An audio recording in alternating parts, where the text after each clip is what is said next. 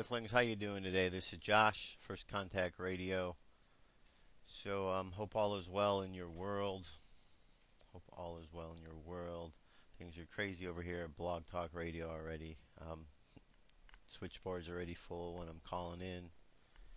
Sounds like the sound clips are coming through kind of wacky. So we'll see how it goes. It's just one of those days, you know. Alright, let's jump over to the dream spell for today. Keep you informed about how the 13th.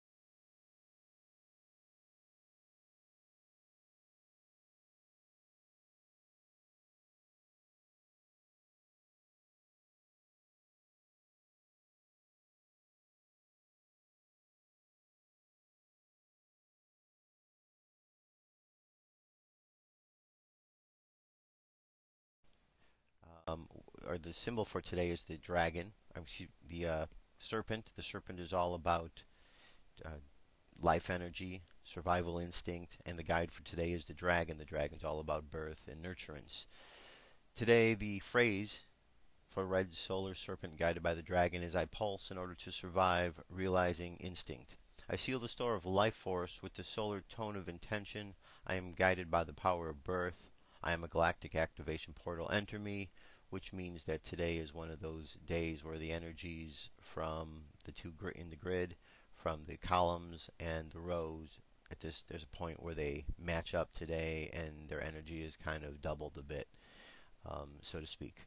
So that's that for the day, and today on the Gregorian calendar is Tuesday, June 7th, 2011. So now we've got through that. Let's jump over to the Cosmic News with Dirk Bradshaw. Bit of information for you about Project Bluebeam. Dirk, over to you. Next up on the Cosmic News Network, the Cosmic News with Dirk Bradshaw.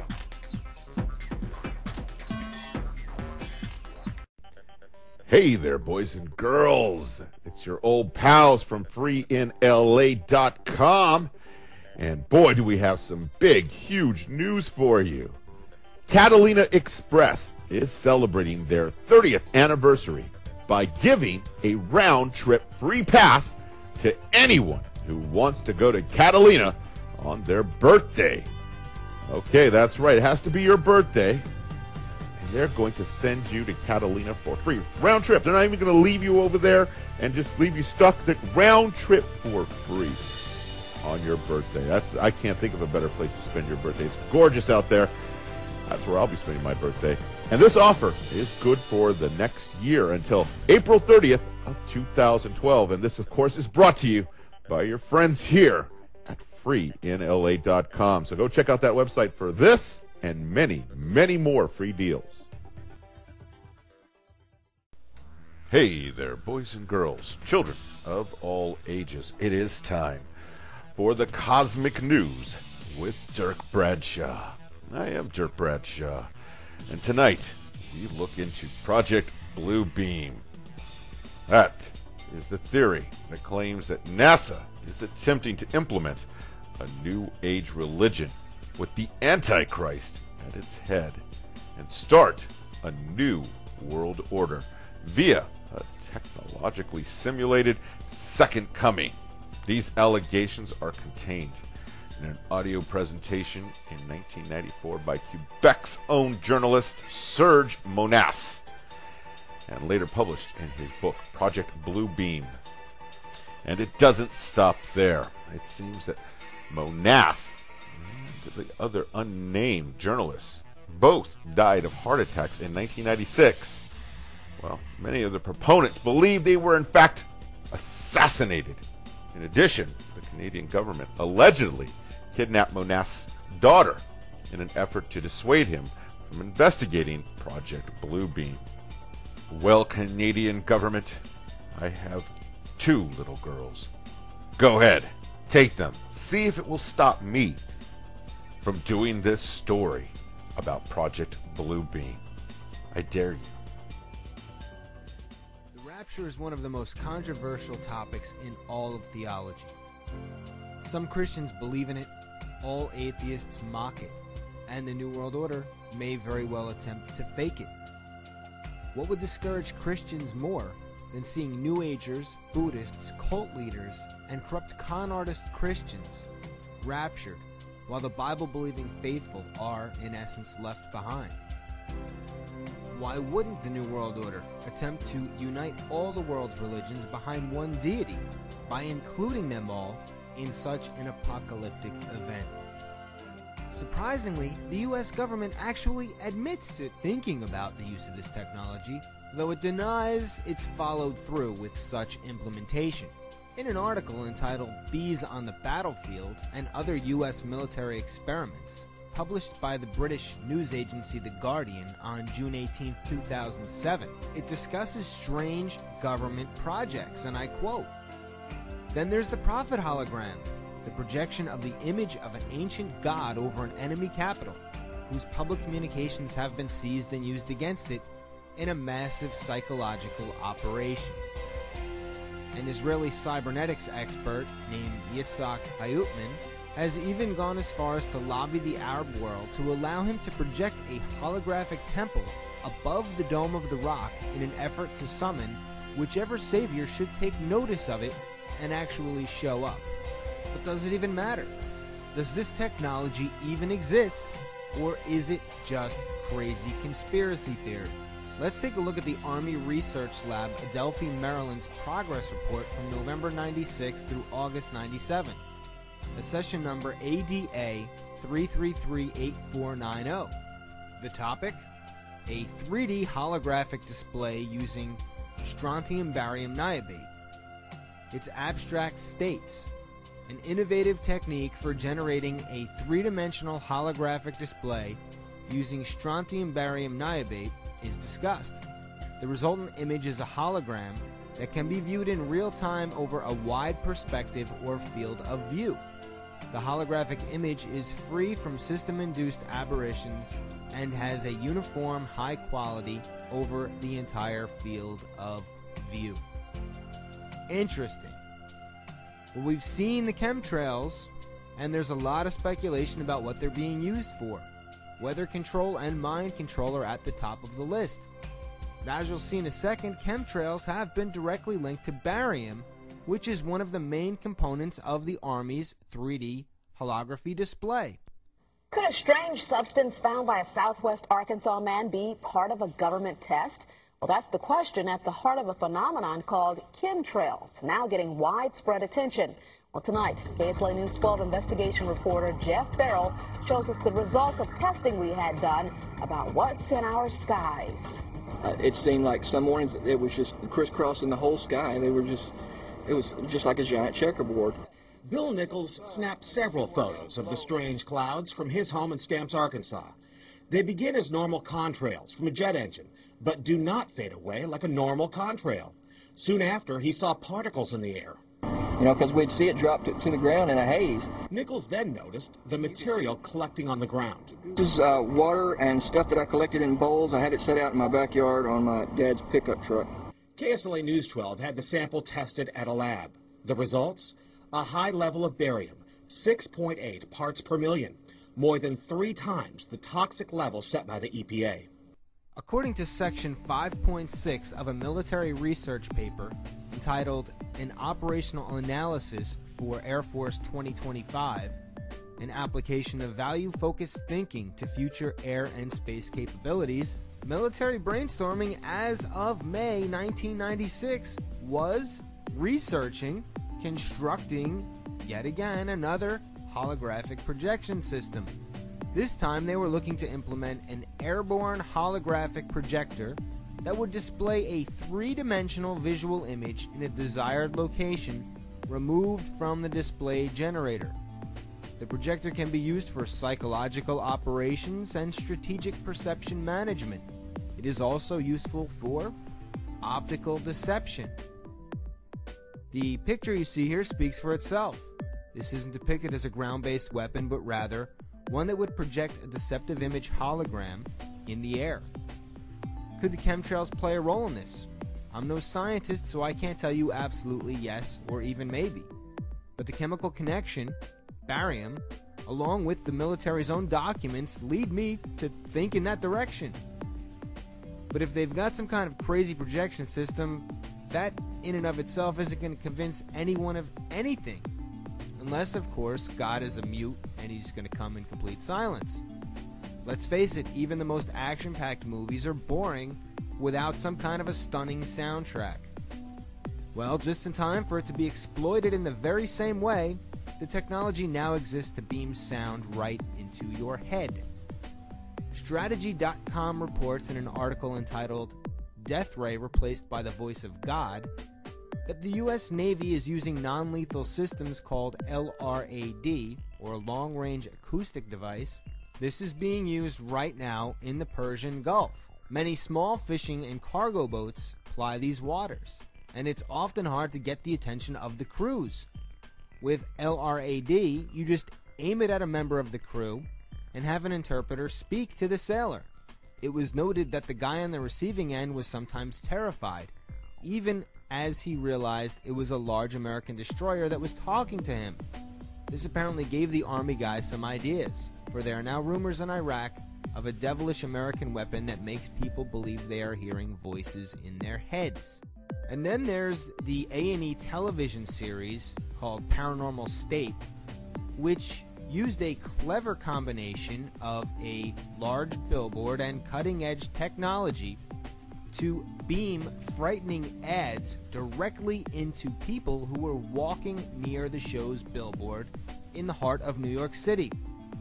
The advertising website MediaBuyerPlanner.com writes in an article entitled "Billboard Whispers into Pedestrians' Ears for A&E's Paranormal State" that an ad for A&E's ghost-themed series Paranormal State uses technology to transmit an audio spotlight from the rooftop speakers in New York's Soho directly into the ears of passers-by. Here's a sample showcasing how this concentrated sonic beam works.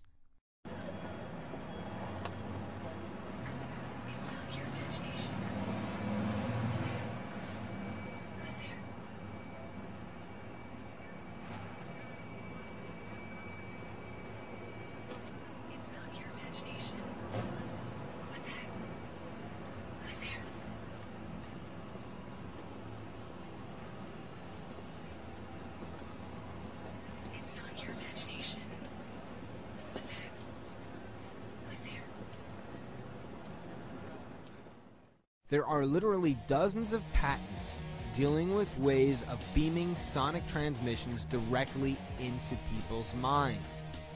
This was once called telepathy. Today it's just modern-day technology and advertising. Yes, I understand this sounds absolutely bizarre. Where's the proof? Where is it? We've recently seen Al Gore and Prince Charles appear in holographic form. But do we actually know of any such encounter we can attribute holographic technology as to having been used as part of a supernatural psyop? I believe we do. It's just a matter of looking at information.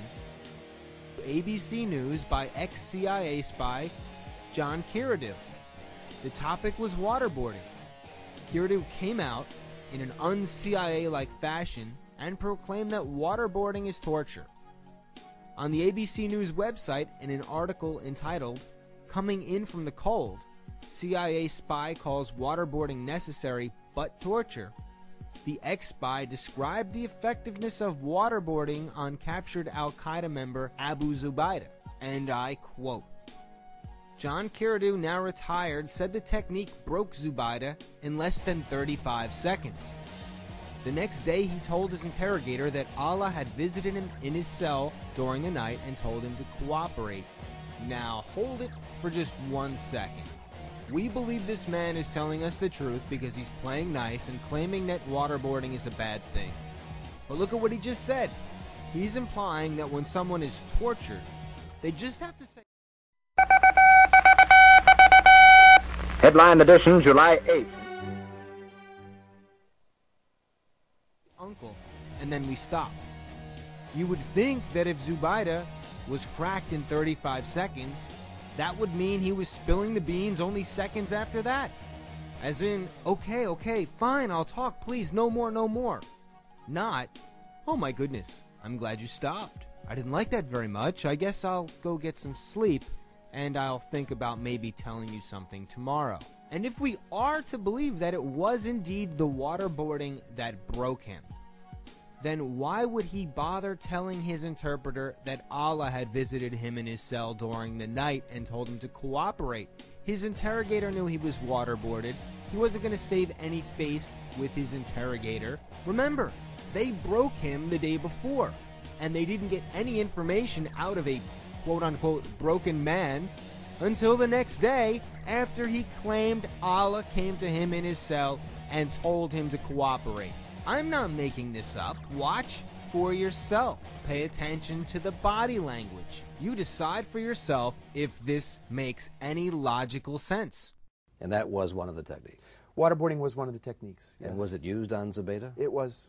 And was it successful? It was. What happened as a result of that? He resisted. He was able to withstand the waterboarding for quite some time, and by that I mean probably 30, 35 seconds. That's quite some time. Which was quite some time. And a short time afterwards, in the next day or so, he told his interrogator that Allah had visited him in his cell during the night and told him to cooperate because his cooperation would make it easier on the other brothers who had been captured. And from that day on, he answered every question just like I'm sitting here speaking to you. In a willing way? In a willing way. So in your view... And after watching that, I can only come to one conclusion. This man was not waterboarded. If he was waterboarded, he was not broken during the waterboarding. He was broken through a psyop. If he was broken from the torture, he would have spilled the information right then and there. I think what you're seeing here is an experimental use of cutting-edge holographic technology to see if people will buy it, to see if it's believable. And just in case I'm right, I have to do what I am about to do. Oh, man, I can't believe it's over. Where does the time go? Well, I see the fat lady's off the stage. She's looking right at me. It's time for me to go put her to bed. I hate goodbyes. So instead I'm going to say, until we meet again. I'm Dirk Bradshaw. What if our government was responsible for some of the greatest crimes against this nation? Would you really want to know? These are big questions. But these questions deserve answers. It's time to demand the truth. People should not be afraid of their governments. Governments should be afraid of people. 9/11 was an inside job. Kennedy was killed by the CIA. Jimmy Carter saw a UFO. Answers to secrets you need to know. So wake up, wake up, wake up, wake up. Wake up, wake up, wake up. Wake up, wake up, wake up, wake up. Wake up, wake up, wake up.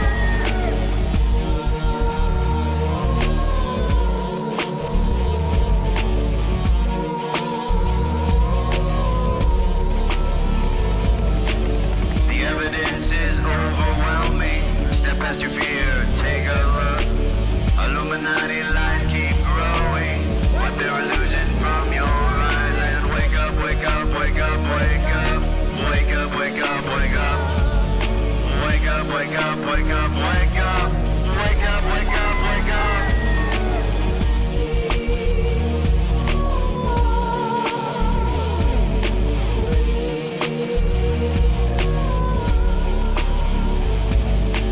What would our founding fathers say if they were alive today? Must be turning in their graves. Redcoats are coming, big brothers watching. Wake up, wake up, wake up, wake up. Wake up, wake up, wake up. Wake up, wake up, wake up, wake up. Wake up, wake up, wake up. One if by land and two if by sea, and I on the opposite shore will be ready to ride and spread the alarm through every Middlesex village and farm. Whenever any form of government becomes destructive of these ends, it is the right of the people to alter or abolish it.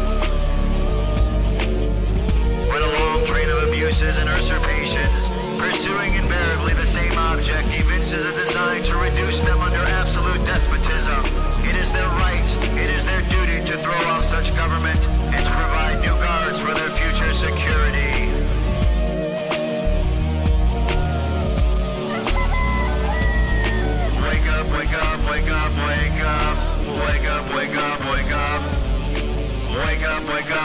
up, wake up, wake up, wake up, wake up. Wake up, wake up, wake up, wake up. Wake up, wake up, wake up. Wake up, wake up, wake up, wake up. Wake up, wake up, wake up. Patriots arise. It's time to demand the truth.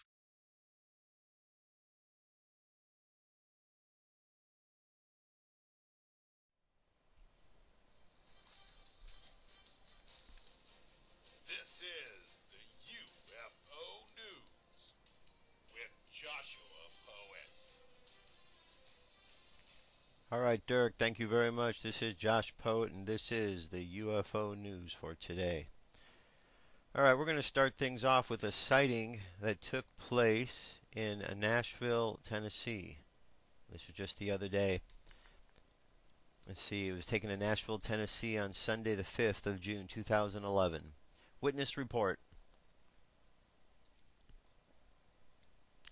I took this photo at the corner of Riverside Drive and Eastland Avenue in Nashville, Tennessee at 2144 Central Standard Time on 5 June 2011 with my HTC Thunderbolt phone camera.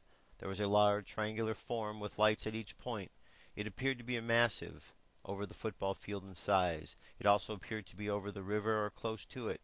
It gained altitude while rotating clockwise and then faded out while heading northwest. The rear lights faded before the front one.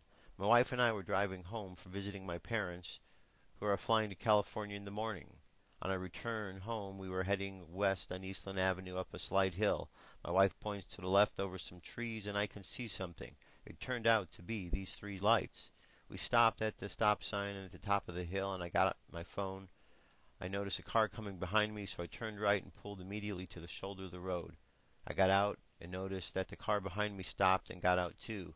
As I took the photo, I realized that at least 7 cars had stopped and were watching. It lasted about 3 minutes, and when we first spotted it, I took a quick video as well. After it faded, everyone was in shock and got in their cars and left. We talked, and the guys who pulled up behind us, and I showed him the photo I took. We high-fived and left. It was certainly disturbing, and everyone was in disbelief. So here you go. If you can see the photo, you'll be able to see the link online. And a bit after the show, let's see, we have a video here as well. What have we got right there?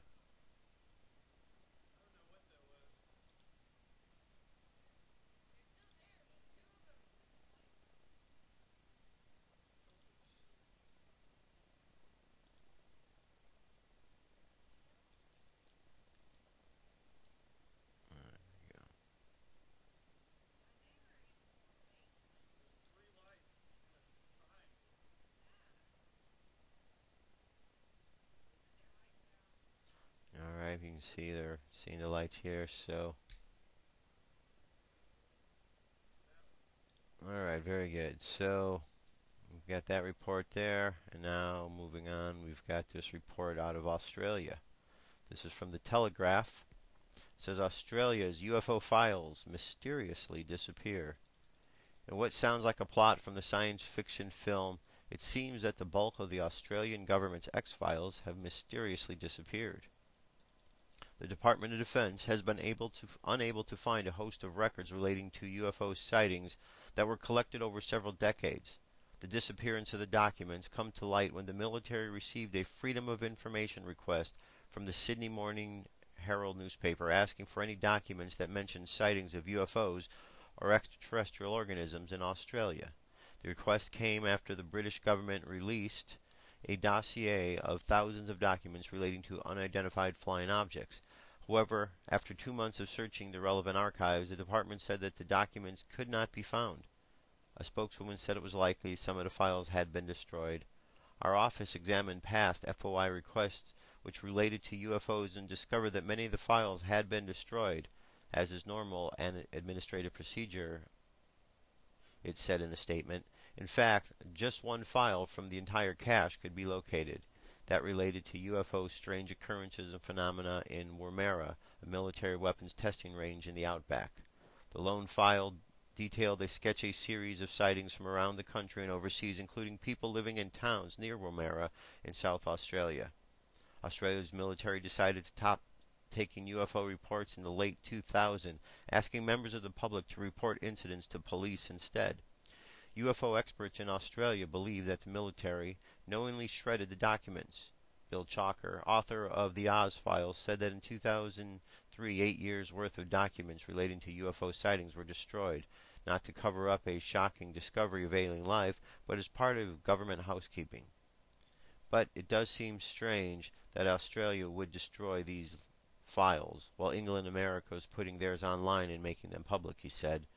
Doug Moffat, spokesman for the UFO Research New South Wales, said questions needed to be answered. It would be interesting to know if they have thrown away anything else. If not, it starts looking dodgy. And one more here. This is a story from it says hecklerspray.com. Awesome or off-putting? Orange lights flying around Missouri. Awesome or off-putting is a weekly delve into cryptology, ufology, aliens, medical marvels, scientific wonders, secret societies, government conspiracies, cults, ghosts, EVPs, ancient artifacts, strange facts, odd sightings, or just plain unexplainable. If Heckler Spray ever sees a UFO, we'd like to think it would be in Antarctica right after we rescued Agent Scully from said UFO's iron belly. If any other opportunity ever arises, we're really not interested. Well, that's not really true. Really, we'd really poop our pants and stand and cry while any alien orbs scooted by several hundred feet above our heads. You know, like what really happened in Missouri a few weeks ago. You hadn't heard about that? Well, then you'd better click on over to the next page. Seems like UFO sightings don't happen in the daytime very often. Sure, you've got the occasional Dennis Kucinich sighting that went down at noon on a balcony or something, but usually it's nighttime. The identified objects often manifest themselves as light shining as a ship shape, or as an amorphous glowing blobs that zip around at a distance. Today's topic seems to fall into the latter category, with far more of these orange lights than usual, according to Examiner.com. Says several Missouri witnesses traveling southbound on I-435 stopped to observe as many as 125 low-flying orange objects that moved up from the tree lines and traveled away from the speed of a helicopter. We know what you're thinking. If they move like helicopters, they were probably helicopters, right? Well, could a real helicopter do this? From the same source. As they spread and slowly began to disappear into the clouds above, a larger and bright orange object at a faster speed, about 1 to 2 degrees above the horizon behind the tree line, and then as it started to ascend, split into 5 smaller orange objects. Again, radical in flight without formation, and slowly ascended into the cloud cover, the reporting witness stated. This occurred over about 20 times over a 25-minute span. They all came from the north, low on horizon to the south, and then turning towards the east, and then into cloud cover. The event covered over a 25-minute period and stopped after the largest object was seen, also splitting into 5 smaller objects. The last time we saw a helicopter divide into 5 pieces, it was an exploding Decepticon in a Michael Bay movie. These orange orbs doing their thing were so obvious at the Missouri night sky that a lot of people actually pulled their car over to watch the action. One witness claimed to have seen 15 of the orbs at once floating around. That's particularly interesting to us is the little part of the quote there, where it says everything stopped after the biggest orange blob flew and split into 5. It's almost like it was bringing up the rear. It all went down, according to the Examiner article on May 13, 2011. It gets stranger. 4 a.m. Sunday, May 15th, a very large gray metallic saucer-shaped craft with a dome and 1 large horizontal long light and 2 smaller lights on the side was sighted in Lee's Summit, Missouri, on Sunday morning at 4 a.m. 5 witnesses saw this. 1 was designated driver. He failed to put in that report and was not drinking. The others had been drinking at the bar earlier, but he assures me that they were not drunk at the time of the sighting. He and his wife also report seeing Apache helicopters, fully armed, circling Lee's Summit and Blue Springs for 7 days before the sighting. None were seen at the time of the sighting. Note, my secretary lives in Blue Springs and said that she has heard the helicopters as well. Lee's Summit Regional Airport is a small airport, not normally a place where military helicopters are sighted. So there's a lot more to this article. You'll have the links. You can check that out. And that is our UFO news for today. I'm going to jump to a song when I get back. We got some more current events, so stay tuned. You will not be disappointed.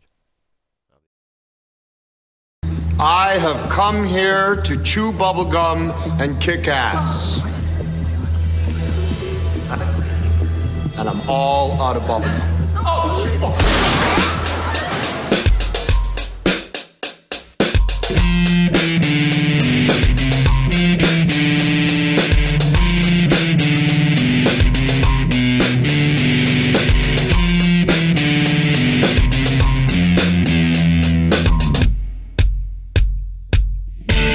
Underground is where they live, in the bases that are secretive. We're not supposed to know where they come from or where they go. And if you ask our leaders today, this is what they will say. I can neither confirm or deny. I can neither confirm or deny. I can neither confirm or deny. What's up with their lies? Plausible deniability. That's their answer to all we think we see. So pay attention, read between the lines. Changes are happening, revealing lies. And if you ask our leaders today, this is what they will say. I can neither confirm or deny. I can neither confirm or deny. I can neither confirm or deny. What's up with their lies?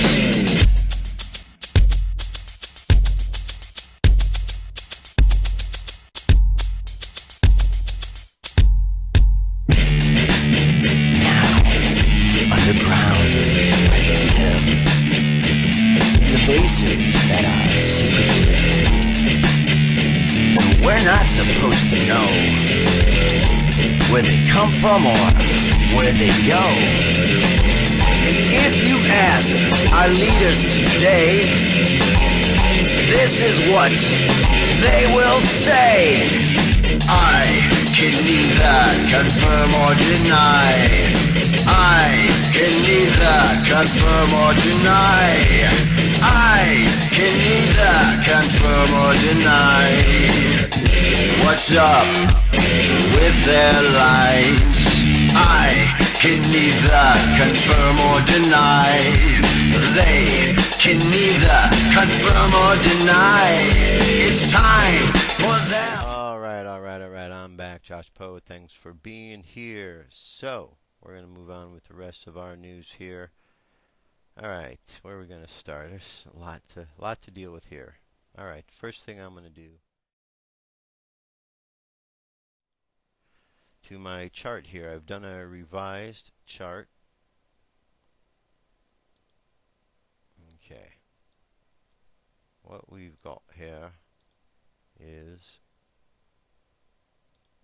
okay, this is, remember I had the chart that was up and it was dealing with all the different problems that we've got going in the world right now.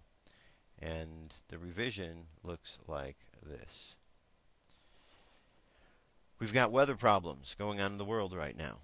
Floods, tornadoes, earthquakes. They're happening in greater number, and the words you keep hearing associated with these type of events is historic. Historic floods. Historic that there's tornadoes in places like Massachusetts where they don't normally have tornadoes. Historic that there's earthquakes taking place where they usually don't have earthquakes. Then we've got the space objects. We've got Elenin, Honda, Levy, Planet X, and Nibiru, all out there somewhere for us to be concerned about because they seem to be coming into contact with us at this point in time. Then we've got the alien and the UFO contact issue. And the question is whether these aliens that are out there, are they allies or are they here to attack? And then, of course, we've got the false flag issues that are out there, nuclear issues, and we've got HAARP-related issues. And HAARP is being accused of these events that are taking place with the weather. So that's escalating, and the weather has created a number of problems that need to be addressed because a lot of people are being displaced from them and killed. And the last thing is prophecy. And we certainly see that Harold Camping went ahead and he readjusted what he was saying as far as the rapture date. His date of October 21st, 2011 is the same as it's always been. The only difference is he changed his date of the rapture point till now, or till then. So, a lot going on in the world. So let's take a look at this. Over here, if you go and you just type in the word floods into Google, we've got, here's the news stories that pop up if you look under news. Unprecedented summer-long flood threatens Missouri River dams. Floods killed 21 people, leave 37 missing in China. We got flood-ravaged Gratham moves to higher ground. Year of the epic flood. Water levels increase on Sunday. Missouri rivers after Monday storm. Ongoing rains worsen. So the news there is showing us there's a lot of issues and problems that are going on. This is a story from the TimesUnion.com. Army expects full breach of Missouri. Crews scramble Monday to protect a southwest Iowa town from a swollen Missouri River, but local officials said it's unclear whether they'll be able to prevent the river from leaving a community under several feet of water for weeks. If the efforts to pile massive sandbags on a faltering levee and build a secondary barrier fail, part of Hamburg could be under as much as 8 feet of water for a month or so. Fire Chief Dan Sturm said, flooding along the river this summer, expected to break decades-old records, will test the system of levees, dams, and floods walls like never before. We're working against the clock, Sturm said Monday, as many residents were packing up their homes and heading out of town. There's a chance we can save ourselves from the worst of it. We just need some time. But if the water gets in here, it's going to be here for a while.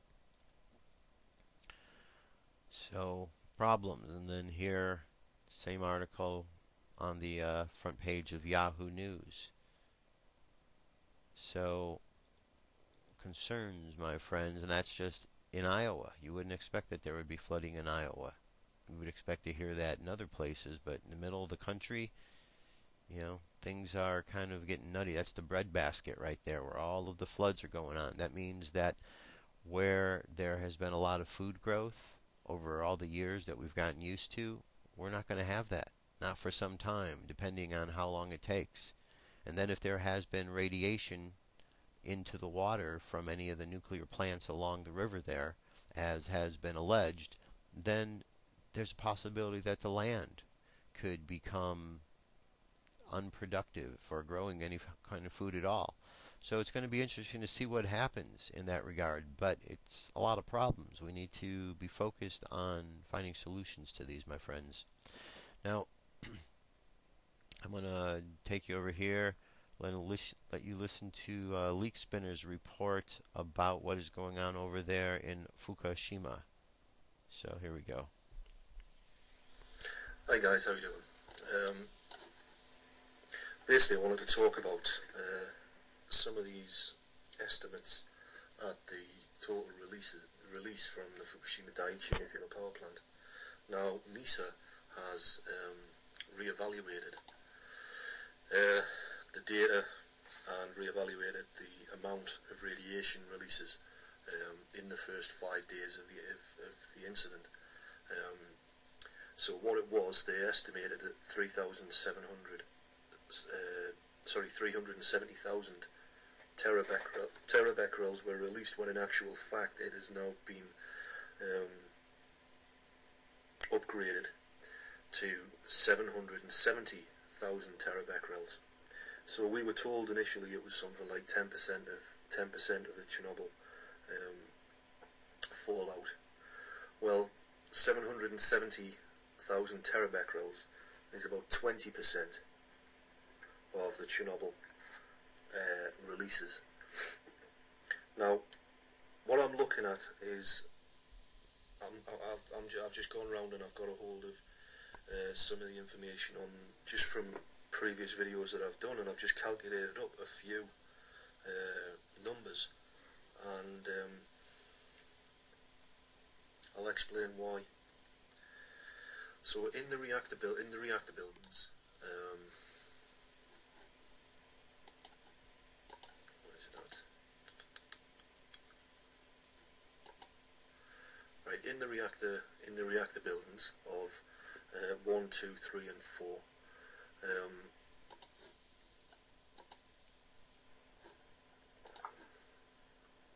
Bear with me a second. There is 105,100 tons. That was as of the other day.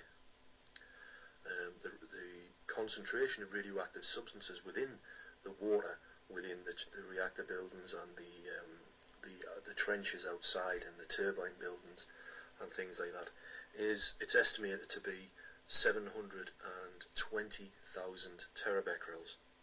So roughly 18%.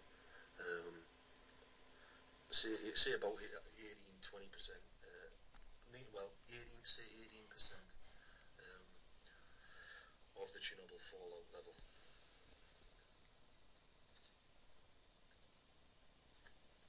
So for the first 4 days, first 4 to 5 days, 770,000 terabecquerels were released, which is roughly 20% of the Chernobyl fallout.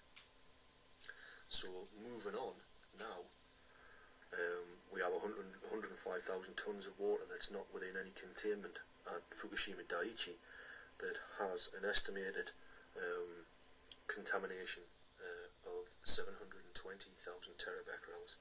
So yeah, I would say 18% for that. So there's another 18% of the Chernobyl fallout. Now, if you remember back in early April, there was 500 tons of water that seeped into the sea from a pit at the reactor number 2 building. That was 4,700 terabecquerels. So you can add that up.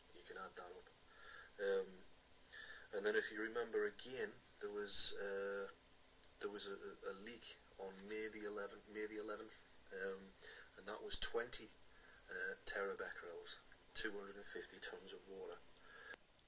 All right, there's a little bit more of this video. The link will be up at our YouTube page. You can check it out.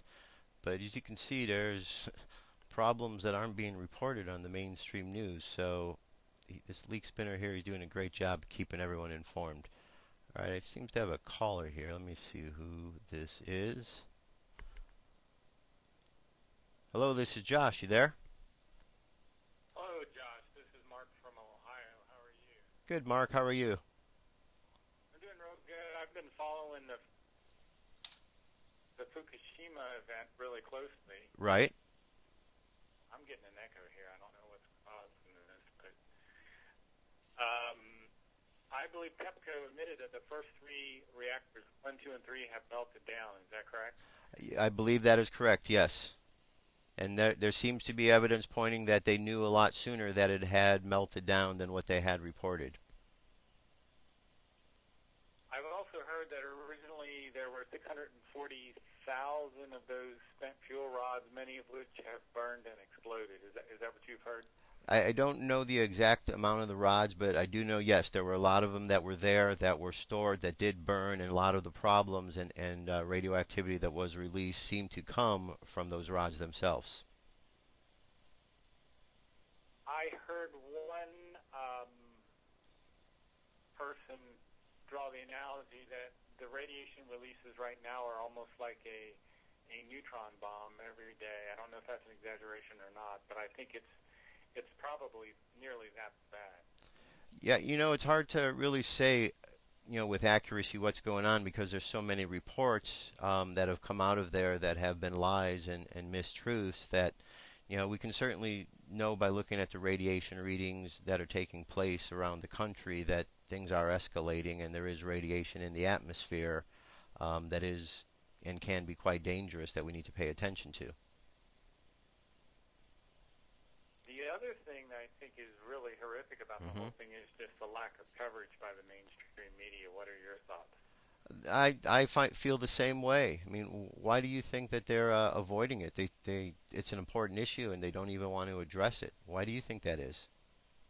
Well, I think from what I've heard, General Electric, which created the Mark I reactors, I think are the ones they're having the big problems with. I think General Electric owns NBC, so that's one reason.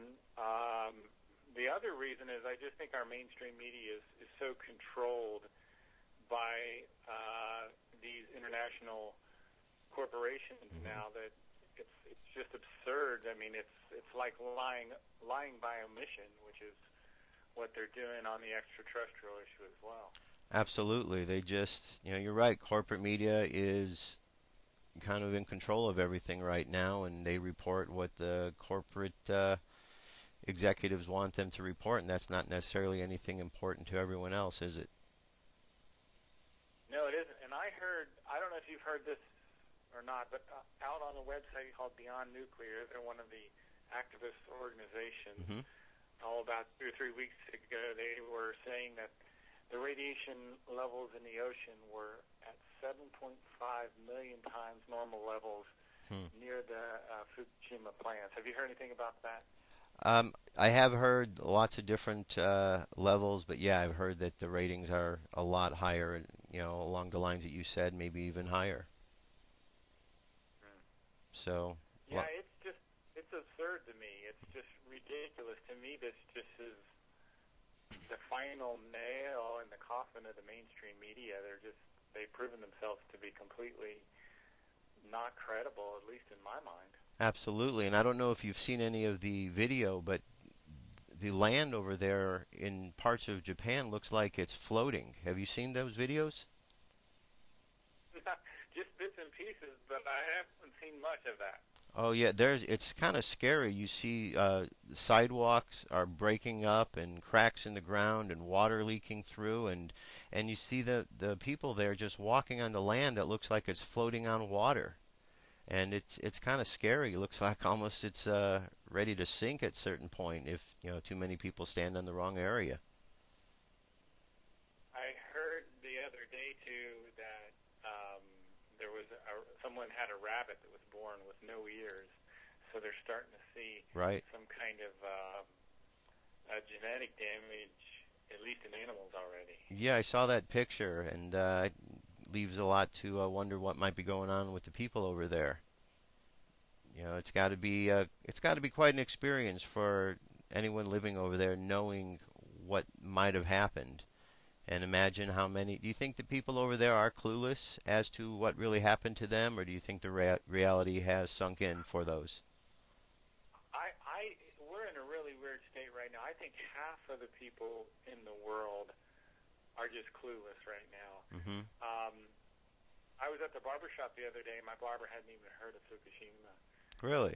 And he's an older guy, and I'm thinking to myself, I'm going to try to tell him what's going on, but I know that he's not going to even believe me, because most people have not seen the duplicity of the mainstream media, and it's just so obvious. I think to some of us, for example, that are interested in things like extraterrestrial life and these non-mainstream point of views, we've been studying this, and we can see this pattern that's developed over the years.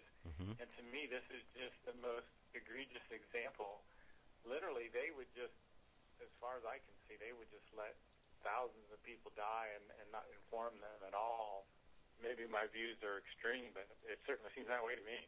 No, you're absolutely right. So it's good that you're paying attention, and it's nice to know that more people are. So I think people are waking up, and more folks that I don't normally hear talking about conspiracies are starting to speak like conspiracy theorists. You know, something seems to be strange. Someone seems to be messing with the weather. Why isn't the news reporting this? Something's wrong. People are sensing something. It's just how quick will they all wake up? That's the interesting part, right? Well, I guess that's where the non-mainstream media plays a role. Maybe the wake-up of the public is going to be a grassroots thing. Right. It's going to have to be. It's going to have to be because the governments don't seem to want to do it. People need to get to their breaking point and decide, all right, we're going to take things back. Hey, there's 300 million folks in America versus the small minority of those who are controlling. Imagine if everyone in America just stood up. There's nothing that could be done to stop people from having the kind of freedom we want to have. I think it was Stuart Swerdlow was saying that what we're seeing also is a war between the Illuminati families. I think the Japanese have lost favor for some reason. I'm not sure what that's all about. Have you heard anything about that at all?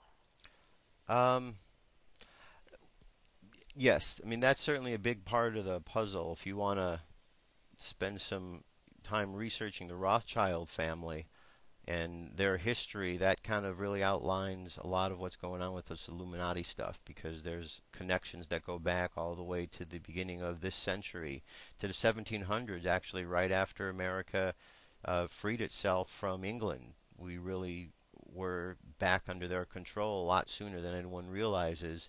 And yeah, there's been a lot of problems and all that kind of stuff with the Illuminati and these secret societies. So, well, Mark, thank you very much for your call. All right, thank you. Have a good day. You too, and take care. Bye. All right, very good. So it's good to know that folks out there are paying attention, and I always appreciate hearing from others who are noticing things going on, because there are troubles in the world, my friends, and unless we bond together and start noticing things, like Mark was talking about, we're in a whole world of trouble. We have to be able to first see the problems, and they're out there in great number and great quantity. So we shouldn't really have too much trouble seeing these things out there, I wouldn't think. So before we go, let's see. All right, so we went over all these news here. I'm going to put this link up, and I'm going to see if I can get this gentleman on as an upcoming guest. But yesterday, Dirk ran a story all about the Gifford shooting that took place in Arizona. And I spent a lot of time yesterday researching and going through this site and looking at this guy's evidence and clues. And I'm telling you, I'm going to put this link up for you guys to look at, because there's some really strange stuff here, and it really tends to look like the whole event was faked, that it was a staged event, and perhaps no one was even shot that day. It seems bizarre to think that from all that, was heard, but I mean, this guy discovered that many of these individuals that were involved with this are all actors, and they all have a common link in a production company that makes projects, movie projects. So it is quite fascinating, and as he tracked down, he found one website where all of the people that were connected with this seem to be tied in there. I mean, this guy has friends that they all look like the people that were involved, and they're all connected to people that were part of the event that took place, and they're all part of this acting program. A lot of stuff there, a lot of stuff. I do it no justice by telling you anything more, because there's just too much there to research. But I'm going to see if I can get this researcher on, talk about that. So much to pay attention to. All right, let's turn our attention now for a few moments to a meditation. A meditation for the day. Okay. Purpose of this is just to simply take time every day just to stop focus our minds on something peaceful.